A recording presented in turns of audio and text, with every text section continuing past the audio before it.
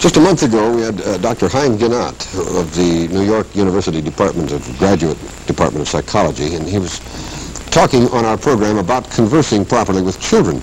And he was not only quite amusing, but he was extremely, he had a great deal of wisdom, and the response was overwhelming. We heard hundreds of letters that you wrote in connection with Dr. Ginat's appearance here. One viewer, I have a couple of quotes here, wrote, "I learned more in 10 minutes from that wonderful Dr. Ginat than I learned in all my years of training as a psychologist and school teacher." There's somebody with credentials praising.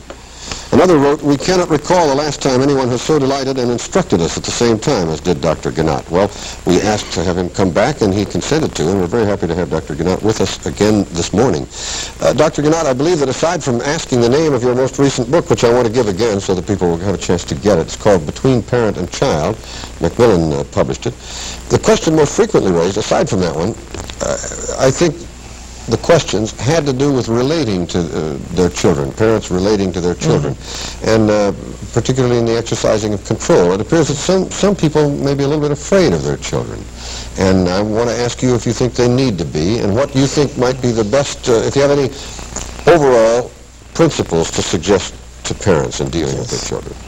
Well, we assume several things. One is that no parent wakes up in the morning planning to have a battle with a child.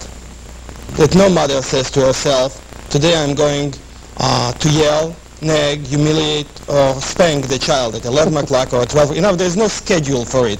In fact, if anything, it's the opposite is true. They get up in the morning saying, today it's going to be a nice day, no yelling. I'm going to turn a new leaf. 10 minutes later, they are fighting. And what happens in the meantime? Apparently, decisions are not enough, that one needs skills in conversing with children. And when I work with parents, what I suggest to them is several skills in relating to children. After all, what do we want?